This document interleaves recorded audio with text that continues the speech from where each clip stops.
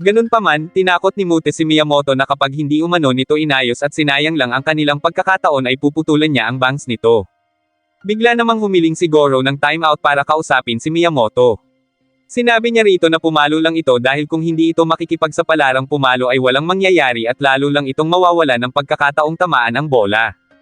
Dagdag pa ni Goro na hindi na baling ma-strikeout si Miyamoto basta ibinigay nito ang lahat, sapagkat hindi umano sila maaring magpatalo ng hindi lumalaban. Isa pa ay wala umano itong pagsisisihan na hindi ginawa ni Miyamoto ang best niya kung matalo man sila. Pagkatapos yun ay bumalik na si Goro sa bench pero ang sinabi nito kina Komori ay pinagsabihan niya si Miyamoto na piliting maka-home run. Nang magsimula muli ang laro ay agad na sinubukan ni Miyamoto na tirahin ang pitch ni Toshi subalit hindi niya yun tinamaan. Ganun pa man, hindi nasalo ng catcher na si Kuramoto ang bola kaya agad na isinigaw ni Goro na buhay ang bola at dapat nang tumakbo si Miyamoto. Nagawang makapuntos ng Mifune Higashi bagay na ikinatuwa ng mga ito, habang nilapitan naman ni Toshi si Kuramoto at sinabing kahit papaano ay inaasahan niya na mangyayari iyon sapagkat hindi naman catcher ang posisyon nito kaya malaki talaga ang chance na magkamali. Ganun pa man, lakas loob pa ring sinabi ni Toshi na hindi pa naman tapos ang laro at lalamang ulit sila sa susunod na inang. Nang magsimula ulit ang game ay si Goro naman ang pumwesto bilang batter kung saan nagawa nitong tamaan ang bola at muling nakapuntos ang team nila, kaya ibig sabihin ay sila ang nanalo sa laro. Dahil naman sa pagkatalo ng Tomonori ay naiyak si Ayane sa lungkot para kay Toshi, at ganoon din ang lolo at lola nito. Tuwang-tuwa naman ang mga taga Mifune Higashi habang nagkukwentuhan sa locker room nang biglang magpaalam na si Goro na mauuna na para makapagpahinga na. Nagtaka ang lahat kung bakit tila bigla na lang lumungkot si Goro. Ang Tomonori naman nanoy paalis na rin ay nagpaalam na kay Toshi dahil nagpaiwan ito sa kagustuhan na makapag-isa muna. Dahil doon ay nagkita ang dating magkaibigan kaya nagkaroon ng dalawa ng pagkakataon na makapag-usap, kung saan inamin ni Toshi na gusto niyang makasama si Goro sa iisang school at magkasama silang maglaro para sabay nilang kalabanan ang Kaido. Kasabay ng pangyayaring iyon ay pinuntahan naman ni Onoki ang mga magulang ni Goro upang makausap ang mga ito tungkol sa iniaalok na scholarship ng Kaido. Bagamat bawal na kausapin o kontratahin ang mga magulang ng middle school bago ang mga ito gumraduate ay ginawa pa rin iyon ni Onoki sa kagustuhan na makuha si Goro. Nang iabot na ni Onoki ang enrollment information ay sinabi ni Shigino na ibibigay niya na lang iyon kay Goro kapag dumating dahil gusto niya ay ang kanilang anak ang magdedesisyon sa bagay na iyon. Narinig ni Goro ang sinabi ng kanyang ama kaya proud ito na ganoon ang desisyon yun sabay nagkomento tungkol sa panunuhol ni Onoki. Sa sobrang inis ay sinabi na rin nito na wala sa kanilang dalawa ni Toshi ang papasok sa Kaido dahil magtutulungan umano silang dalawa para pabagsakin ang team ni Onoki. Pagkatapos ay pinaalis na ni Goro ang officer at sinabing wag na iyong babalik doon sa kanila. Nakaramdam si Onoki ng hiya sa kanyang sarili sapagkat bilang isang officer at taong mapagmahal sa larong baseball ay hindi niya nagawang kumbansihin si Goro. Nang sumunod na araw ay nag-celebrate ang Mifune Higashi dahil sa wakas ay papasok na sila sa prefectural tournament. Kasabay ng pangyayaring iyon ay ibinigay na ni Onoki ang kanyang report pero hindi yun nagustuhan ni Kitagawa dahil masyado umanong kokonti ang mga nasa listahan kaya pinakilos na nito si Onoki bago pa sila maunahan ng iba. Paalis na sana si Onoki nang bigla nitong maisip na may pagkakataon pang mapunta sa Kaido at maging miyembro si Goro. Nang makita naman ang listahan ng kanilang makakalaban ay nag-alala si Namute nang malaman na ang Kaido Junior High ang una nilang makakalaban sapagkat batid nila kung gaano kalakas ang mga iyon. Ganun pa man, sinabi ni Goro na walang dapat ipag-alala dahil maswerte pa nga umano sila sapagkat para na rin silang lumaban sa finals. Ibig sabihin, kapag natalo nila ang mga iyon ay magiging madali na para sa kanila ang lahat at hindi na pangarap lang na makarating sila sa national. Nang mga oras na iyon ay abala si Mayumura sa pag-warm up ng puntahan ito ni Onoki upang humingi ng pabor na maglaro ito sa junior high, nang sa ganon ay mabigyan umano ng leksyon ang isang tao na maliit ang tingin sa Kaido. Nang sumunod na araw, habang naglalakad ay nabanggit ni Toshi kay Kuramoto na ang dahilan sa pagpunta niya sa Mifune ay para pabagsakin nila ni Goro ang Kaido. Maya-maya pa ay nakarating na sila sa stadium kung saan kasalukuyang nagaganap ang laban ng Kaido at Mifune Higashi, pero nalaman nila na higit isang oras na pala mula nang magsimula ang game. Ganun pa man, tumuloy pa rin sila at habang umaakyat ng hagdan ay mataas ang kumpiyansa ni Toshi na ang Mifune ang mananalo sapagkat nagawa nga umano silang talunin ng mga iyon at hindi umano ganoon kabilas mapapabagsak ang pitch ni Goro. Subalit nagulat at natigilan sila nang makita ang score na 19-0. Hindi sila makapaniwala na natapos ang laban sa 4th inning na hindi man lang nakaka-score sina Goro. Agad na pinuntahan ni Toshi si Goro sa silid pahingahan upang tanungin kung ano ang nangyari, subalit ang tanging nasabi na lang ni Goro ay hindi rin niya alam.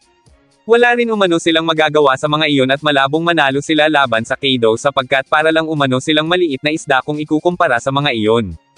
Makalipas ang isang linggo ay nagdesisyon ang mga third-year student na mag-outing kasama si Shimizu at ang softball team nito para kahit papaano ay maibsan ang lungkot nila mula sa pagkatalo nila laban sa Kaido Junior High.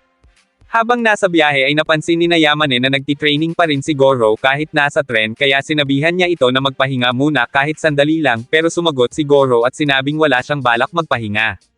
Nung araw kasi na matalo sila ng Kaido ay napagtanto ni Goro na ganon pala kagaling ang mga iyon, sapagkat sumasailalim ang mga iyon sa special training na ginagawa ni Onuki, at wala pa umano sa level training ng mga iyon ang ginagawang pag-insayo ni Goro. Nang araw ding iyon ay ipinaalam sa kanila ni Onuki na kinansela na ang scholarship ng school, pero kung gugustuhin umano ng dalawa na sumali sa team nila ay may gaganapin silang enrollment exam para sa bagong player. Pagka-uwi noon ni Goro sa kanilang bahay ay sinabayan siya ng kanyang ama sa panliligaw para kausapin tungkol sa pagkatalo nila. Nagreklamo si Goro dahil ang itinuro umanong pektos ni Shijino ay hindi umubra nung ginamit niya sa kalaban. Sinabi ni Shijino na masyadong minamadali ni Goro ang baseball gayong 2 taon pa lang nung inansayo nito ang kaliwa at nung 1 buwan lang nito inansayo ang tinuro niya. Hindi umano ganoon kadali mapapabagsak ni Goro ang Kaido sa ginang kaikli lang ng pagsasanay. Natawa na lang si Goro at sinabing tama ang kanyang ama at malinaw na umano ang lahat para sa kanya na sa pagkakataong ito ay papasok siya sa Kaido para matalo niya si Mayumura. Agad niyang ipinaalam kay Toshi ang tungkol doon para yayain ito na sumali sa baseball skill test ng Kaido. Nagulat si Toshi sa biglaang pagbabago ng desisyon ni Goro kaya sinabi nito na habang buhay niyang pagsisisihan pag hindi siya nakapasok sa Kaido dahil kahit kailan ay hindi na niya matatalo si Mayumura.